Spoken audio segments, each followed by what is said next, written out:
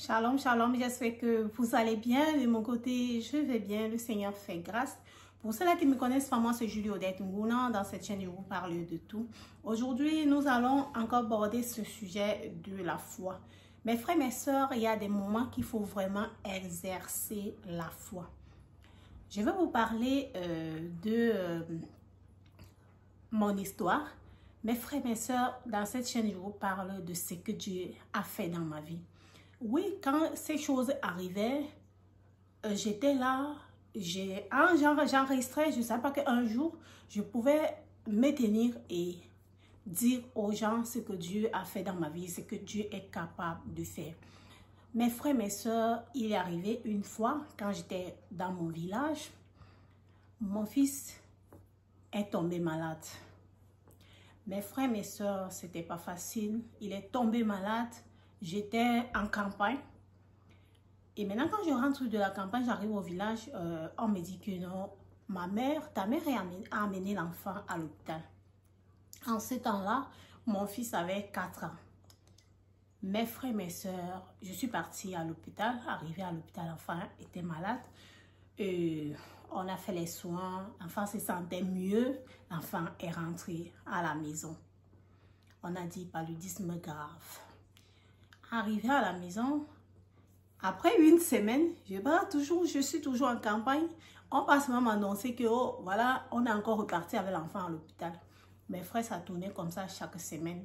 Il était hospitalisé.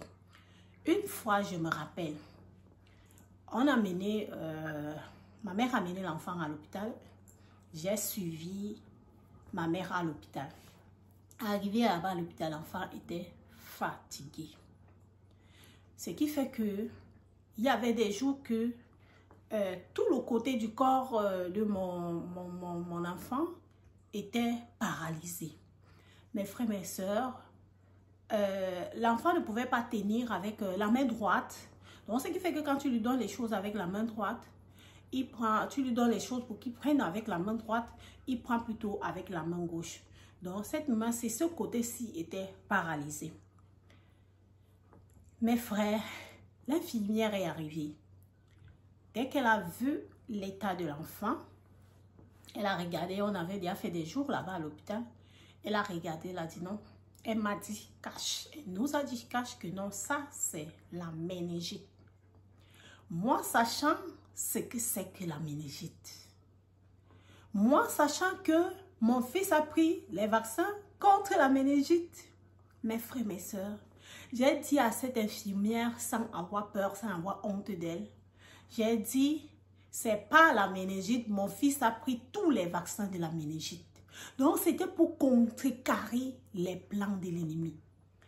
Mes frères, mes sœurs, mon enfant avait tous les signes qui prouvaient que non, il a la méningite. Il arrivait parfois, une fois, il avait fait 3 jours, il ne voyait pas. Dans 3 jours, il était aveugle. Il marchait en tâtonnant comme ça. Et quand il marche, il fait les choses en tâtonnant. Tu lui donnes les choses, il n'arrivait pas à voir. Le corps est paralysé. C'était pas facile. J'ai dit non, c'est pas la méningite. Et mes frères, mes sœurs, à la fin, son corps est revenu. Le Seigneur a permis que ce que l'infirmière a dit, ça ne se réalise pas. Ce que l'ennemi a dit, ça ne se réalise pas. Parce que quoi? J'ai dit non à ça. Mes frères, mes sœurs, ça ne s'est pas arrêté là. Quand nous étions dans le même temps, on était à l'hôpital. On a prescrit les médicaments à l'enfant. On donnait les médicaments à l'enfant. L'infirmier venait là, il donnait, faisait les injections, les perfusions et tout et tout. Après maintenant, comme dans cet hôpital au village, là, l'hôpital de Ngovayan, dans cet hôpital là, l'hôpital catholique là, il y a un docteur qui venait là de temps en temps. Donc, il n'y avait pas un docteur, c'était les infirmiers qui s'occupaient des malades. Ce qui fait que le docteur venait de temps en temps. Et le docteur est arrivé trouvant mon enfant. Mes frères, l'enfant était fatigué, mais pas trop fatigué. Le docteur a changé l'ordonnance, il a changé tout le traitement de mon enfant. Ce qui fait que quand il reprend maintenant, le traitement du docteur, l'ordonnance que le docteur a prescrit, là, quand il reprend maintenant ça, mes frères, mes soeurs, mon enfant devient plus fatigué, plus malade que comme il était. Il pouvait bouger, il pouvait au moins se bouger avec la main gauche, l'autre corps était paralysé, il pouvait au moins se bouger, mais après il ne bougeait même plus. Mes frères, mes soeurs, ça n'a pas été facile. Ma mère était là, elle prie, elle jeûne, on ne mangeait même plus, on jeûne, on prie. Mes frères, ce qui arrivait, c'était quoi? Ma mère dit non, mais l'enfant est trop fatigué. À cet état-ci, nous ne devons plus donner les médicaments que le docteur a prescrits parce que ça, c'est déjà pour tuer l'enfant. Au lieu de faire vivre l'enfant, l'enfant est en train de mourir. J'ai dit à ma mère que les médicaments là, c'est Dieu qui est au contrôle. Dieu est capable, même si tu prescris un médicament pour faire tuer l'enfant, Dieu est capable de changer ce médicament-là pour donner la vie à l'enfant. Donc, ce qu'on doit faire, ce n'est que prier pour que l'enfant soit guéri. Donc, quel que soit ce que on peut mettre dans le corps de l'enfant, les perfusions et tout ce qu'on peut mettre dans le corps de l'enfant, que Dieu transforme ces médicaments, ces perfusions là. Mes frères, ça n'a pas été facile. L'enfant était en train de mourir. Ma mère s'inquiétait à gauche, à droite. J'ai dit à ma mère que maman, là où tu vois là, c'est Dieu qui l'a créé. C'est Dieu qui est capable de tout. C'est Dieu qui a donné le sang, la peau, la chair, l'os, tout ça, la moelle épinière. C'est Dieu qui a mis tout ça dans nos corps. Il est capable d'agir. Il est capable de se manifester. Mes frères, mes sœurs, et c'est ce que Dieu a fait. Après quelques jours, l'enfant a commencé à revenir, jusqu'à ce qu'on est sorti de l'hôpital.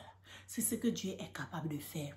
Donc, mon frère, ma sœur, il faut exercer la foi. Oui, il y a des moments que ça clique mal là. Mon frère, lève-toi, dis non à ce que tu entends. Oui, si moi, j'ai dit non à cette infirmière là, que non, c'est que ce que tu dis là, c'est pas ça. Si je dis non, parce que j'avais déjà entendu parler des témoignages des gens que les médecins ont dit telle chose sur eux et ils ont dit non à ce que les médecins ont dit et Dieu a fait grâce.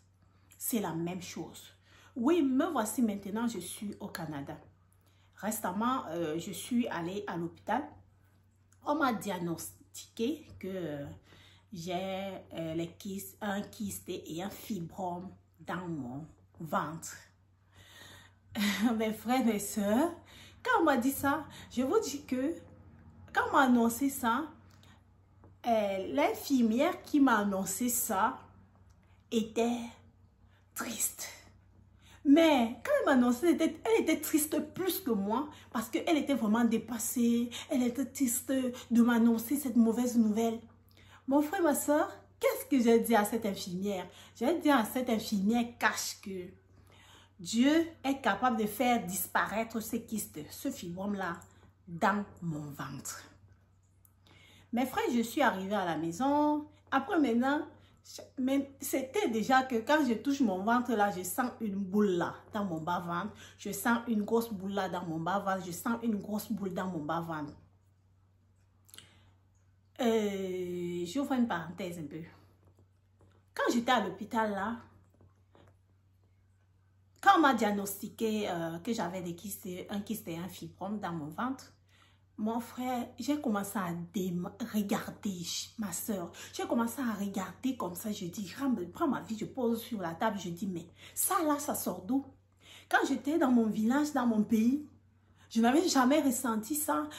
On m'avait jamais parlé de ça. Je n'avais pas ça. Mais pourquoi maintenant j'arrive à l'hôpital, on part me dire ces choses-là? J'ai dit, non, ça n'a pas sa place dans mon corps. Mes frères, mes soeurs, cette boule-là que je ressentais dans mon ventre, dans mon bas-ventre et tout, présentement là, elle a disparu. La boule là était que, comme c'est au petit matin, quand le ventre est vide là, je mettais les mains dans le bas-ventre pour tâter. pour toucher un peu la grosse boule là. Mais je vous mens pas que présentement, cette grosse boule là a disparu dans mon bas-ventre, dans mon ventre. Donc, mon frère, ma soeur, quel que soit ce que l'ennemi peut dire dans ta vie, quel que soit ce que le monde peut dire, quel que soit ce que les infirmiers, les médecins peuvent diagnostiquer dans ton corps, dans ta vie, ma soeur, crois que Dieu est capable d'agir. Moi, j'ai dit à cet infirmier que Dieu est capable de faire disparaître kyste fibrome là dans mon ventre. Il est capable de le faire. La femme m'a regardé comme ça. J'ai dit, le Dieu que je sais est capable de faire disparaître ça. Donc, elle était plutôt triste. Moi, je n'avais pas cette tristesse que moi qu'elle avait. Moi qui devais être triste à sa place. Mais pourtant, elle... Donc, c'était le contraire, quoi. C'était le contraire. Donc, mon frère, ma soeur, pour dire que il faut exercer la foi. Oui, il y a des choses que vraiment il faut exercer la foi. Je ne pouvais pas dire non. Je ne donne pas les médicaments que le docteur a prescrits à mon enfant. Parce que ces médicaments fatiguaient l'enfant. J'ai dit, Seigneur, Dieu est capable d'agir. Dieu est capable de guérir. Dieu est capable de transformer ces médicaments dans le corps de mon enfant et lui accorder la guérison. C'est ce que Dieu est capable de faire. Mais parfois, tu vas voir d'autres. Au lieu de prendre les médicaments, j'ai dit à ma mère que si nous sommes arrivés à l'hôpital, c'est parce que nous voulons les médicaments du médecin. Si on est arrivé jusque-là, c'est inadmissible que tu arrives à l'hôpital, on te prescrit les médicaments, maintenant tu ne prends pas ces médicaments, on te prescrit les remèdes, tu ne prends pas ces remèdes. Non, ça ne s'explique pas. Si tu es déjà arrivé à l'hôpital, fais ce qu'on te demande de faire, mais reste en prière, Dieu va agir. J'essaie un peu d'imaginer quand nous étions à l'hôpital, si je disais non, je ne donne pas les médicaments à l'enfant, les médicaments que le docteur a prescrit à l'enfant, je crois une chose que l'enfant peut-être pouvait mourir. Il est bel et bien vrai que c'est Dieu qui détient le souffle de vie, mais mes frères, mes soeurs, Dieu a agi. Le Seigneur a fait grâce. Exerçons notre foi, exerçons nos foi. Et je crois une chose que Dieu va se manifester puissamment dans nos vies. Mes frères, mes soeurs, je suis arrivée à la fin de cette vidéo. N'oubliez pas de liker, n'oubliez pas de partager. N'oubliez pas de vous abonner pour ne rater aucune de mes prochaines vidéos. Pour ceux-là qui veulent encore regarder la vidéo que j'ai faite hier, elle est là juste en haut. Parlant de la foi, vous pouvez la regarder. Portez-vous bien, à très bientôt.